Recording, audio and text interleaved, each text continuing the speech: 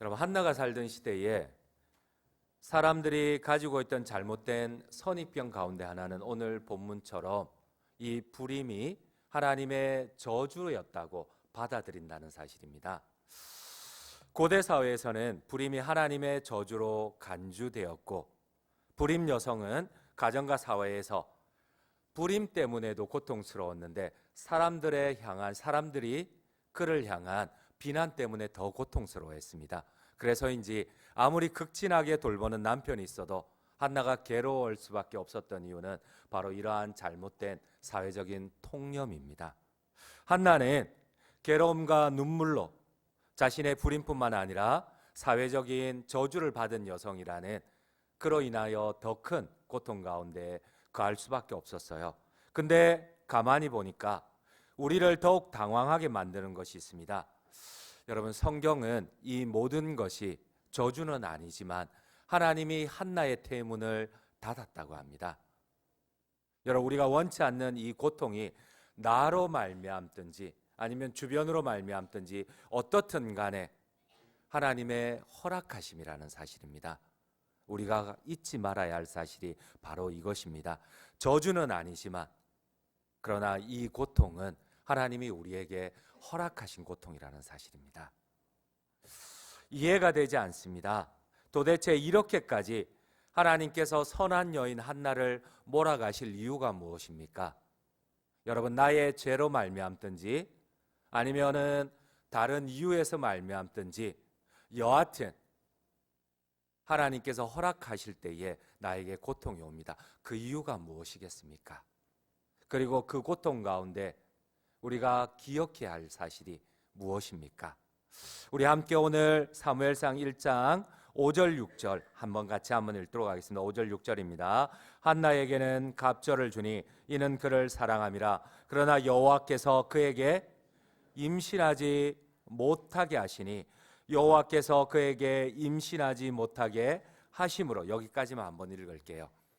여러분, 오늘 성경이 반복해서 거듭 강조하는 것이 무엇입니까? 저주는 아니지만 이 고통이 하나님께로부터 말미암았다는 사실입니다. 여러분, 우리가 원하든 원치 않든 타인에게서 비롯되었던 나의 죄로 말미암든 모든 것이 하나님께로 비롯되었습니다. 여러분, 우리가 고통 가운데 기억해야 할 것이 무엇입니까? 이 고통을 허락하신 하나님의 뜻이 무엇인지 살펴야 된다는 겁니다. 어쩌면 우리에게도 이러한 진리를 적용할 수 있습니다. 여러분, 이 고통이 저주는 아니지만 그러나 이 고통이 하나님이 우리에게 선한 뜻이 계셔서 허락하신 것임을 반드시 기억해야 돼요. 사랑하는 성도님 여러분, 왜 한나를 불임의 고통으로 하나님이 몰아가셨을까요? 왜 이웃들의 오해와 비난, 또 가족으로 인한 격분과 괴로움 가운데 몰아가셨을까요? 그리고 이 괴로움을 통하여 반드시 우리가 깨달아야 할 진리가 무엇인가요? 여러분, 이것을 깨닫지 못하면, 이 불임과 고통을 허락하신 하나님의 뜻을 깨닫지 못하면 계속해서 이 고통 가운데 빠져나오지를 못합니다. 평생 빠져나오지를 못합니다. 그리고 그 수준에 머무를 수밖에 없어요. 이 고난이 축복이 되기는커녕 오히려 이 고난이 시험이 되어서 평생 이 다람쥐 쳇바퀴에서 빠져나오지를 못합니다. 여러분, 우리에게 고통을 허락하신 하나님의 뜻이 무엇이고 또 그 고통을 어떻게 해결할 수가 있을까요? 그렇습니다. 바로 내가 당면한 이 고통과 분노, 괴로움을 통하여서 여러분, 나보다 더 고통스러워하는, 더 분노 가운데 계시는, 괴로움과 저주와 멸시를 받으시는 하나님의 고통을 이해를 해야 돼요.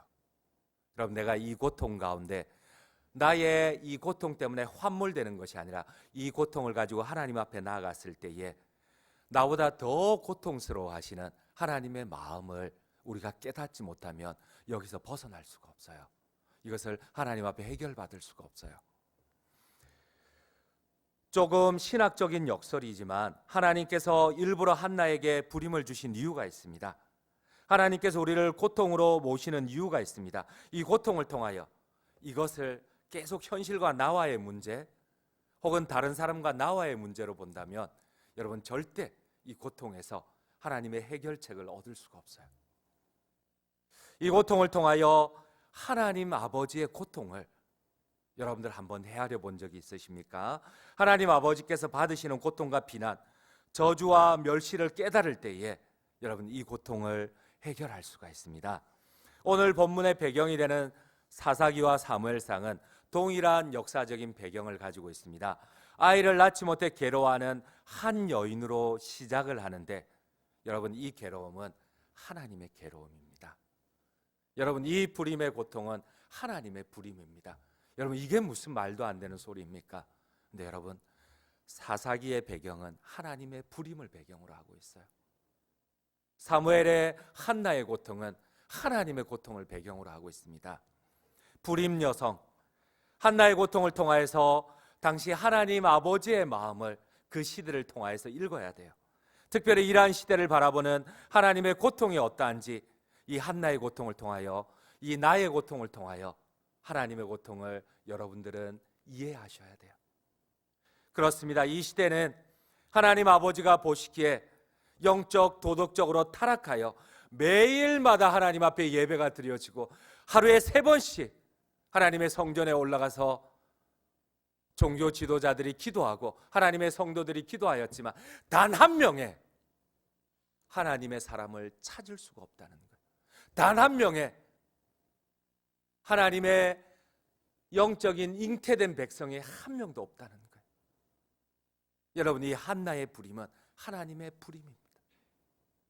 여러분 한나는 이 고통을 통하여 하나님의 고통을 이해해야만 했어요. 오늘 성경은 하나님의 백성들의 타락과 단 한 명의 신실한 성도도 찾을 수 없는 하나님의 고통과 비참함을 한나의 불임으로 보여주고 있다는 사실입니다. 한나가 살던 시대는 말로 다 설명할 수 없는 도덕적, 영적 타락의 극치를 보이던 시대였습니다. 그러나 그들은 매일마다 하나님의 성전에 올라가서 예배하고 매일마다 하루에 3번씩 하나님의 성전에 올라가 기도하였지만 그러나 단 한 명도 하나님께서 기뻐하시는 하나님의 백성을 찾을 수가 없는 하나님의 불임의 시대였다는 사실입니다. 여러분 우리가 고통 가운데 기억해야 할 것이 무엇입니까? 이 고통을 해결할 수 있는 하나님의 뜻이 무엇입니까? 혹시 오늘도 우리는 수많은 예배를 드리고 성경을 공부하고 기도를 하지만 하나님 보시기에 한 명의 참된 성도도 잉태하지 못하는 하나님의 괴로움이 반영된 것은 아닐까요? 그렇습니다. 한나는 하나님이 주신 불임과 고통으로 성소에 올라가 탄식합니다. 또한 이 고통을 통하여 하나님 아버지의 불임의 고통을 깨닫게 되고 한나는 서원합니다. 겨우 하나 받은 아들인데 자신의 생명보다 귀한 아들인데 하나님 앞에 그 아들을 바칠 것을 서원합니다. 아무리 찾아봐도 하나님의 아들이 없는 그 시대에 한나가 겨우 하나 받은 아들, 자신의 생명보다도 소중하게 생각했던 자신의 인생이었던 인생보다 더 소중한 그 아들을 하나님 앞에 바칠 결심을 합니다. 한나는 하나님 아버지의 마음을 헤아릴 수 있었고 이 고통을 통하여 자기가 자살하고 싶었던 그 고통을 통하여 하나님 아버지의 마음을 깨달을 수가 있었습니다. 그리고 한나는 서원합니다. 이것을 하나님 앞에 드릴 것을 서원을 합니다. 우리 한번 오늘 본문 1장 28절을 하나님 앞에 우리 같이 봉독하도록 하겠습니다. 사무엘상 1장 28절입니다. 그러므로 나도 그를 여호와께 드리되 그의 평생을 여호와께 드리나이다 하고 그가 거기서 여호와께 경배하니라. 사랑하는 성도님 여러분, 이 신년에 우리의 간절한 소망을 담은 기도 제목을 하나님 앞에 아뢰기에 앞서서 우리가 먼저 하나님 아버지의 마음을 한번 헤아려 보지 않으시겠습니까? 우리를 향한, 우리 교회를 향한, 하나님의 백성들을 향한 이 고통을 우리에게 허락하신 하나님 아버지의 마음을 한번 헤아려 보지 않으시겠습니까? 그렇습니다. 한나가 하나님의 심정을 성경은 이렇게 얘기를 합니다. 통감할 때, 교감할 때 한나에게는 그 기도 제목을 응답할 수가 있었고 응답받을 수가 있었고 하나님의 마음을 헤아려 이 고통을 통하여 하나님이 원하시는 것을 하나님 앞에 드릴 수가 있었다는 사실입니다. 우리 한번 오늘 본문 1장 19절 말씀을 함께 읽도록 하겠습니다. 19절입니다. 그들이 아침에 일찍이 일어나 여호와 앞에 경배하고 돌아가 라마의 자기 집에 이르니라. 엘가나가 그의 아내 한나와 동침하매 여호와께서 그를 생각하신지라. 그렇습니다. 여러분, 하나님의 마음을 알 때에 하나님께서 우리의 기도를 들어주신다는 사실입니다. 여러분, 이 사실을 믿으십니까? 이 괴로움으로 끝나는 것이 아니라 이 괴로움을 가지고 하나님 앞에 나아갈 때에 여러분, 그때에 우리가 오히려 하나님 아버지의 마음을 우리가 교감할 수가 있어요. 결론을 맺도록 하겠습니다. 우리가 반드시 알아야 할 중요한 진리가 있습니다. 우리는 항상 우리의 문제만을 가지고 하나님 앞에 나아가는 경우가 있어요. 근데 이 문제를 허락하신 하나님의 뜻을 깨달을 때에 이 문제가 오히려 고난이 아니라 하나님 앞에 축복이 된다는 사실입니다. 해결뿐만 아니라 하나님의 뜻이 우리를 통하여 이루어진다는 사실입니다. 여러분, 오늘 한나가 누리는 기쁨은 그토록 원하던 임신 때문에 누리는 기쁨이 아니에요. 물론 임신 때문에 기뻐합니다. 그러나 성경은 그 임신으로 말미암아 누리는 기쁨보다 하나님 아버지의 마음을 내가 통감하여서 그 하나님의 아버지의 마음을 헤아리고 그분이 가장 기뻐하시는 것을 내가 드림으로 말미암아 기뻐하는 믿음입니다. 아멘이십니까? 여러분, 정말 이런 성숙한 믿음에 이르는 우리 모든 성도님들이 되시기를 간절히 주님의 이름으로 축원드립니다. 우리는 본질을 놓치고 있는지 모릅니다. 우리의 참된 기쁨은 우리의 개인적인 욕망의 성취가 아닙니다. 바로 하나님 아버지의 마음을 헤아릴 때에 그분을 위하여 내가 무언가를 할 수 있을 때 누리는 기쁨, 이것이 진정한 성도의 기쁨이라는 사실입니다. 우리 한번 하박국 3장 17절 18절을 한번 같이 한번 읽도록 하겠습니다. 비록 무화과 나무가 무성하지 못하며 포도나무에 열매가 없으며 감람나무에 소출이 없으며 밭에 먹을 것이 없으며 우리의 양이 없으며 외양간에 소가 없을지라도 나는 여호와로 말미암아 즐거워하며 나의 구원의 하나님으로 말미암아 기뻐하리로다. 여러분, 참된 믿음이 무엇입니까? 성숙한 믿음이 무엇입니까?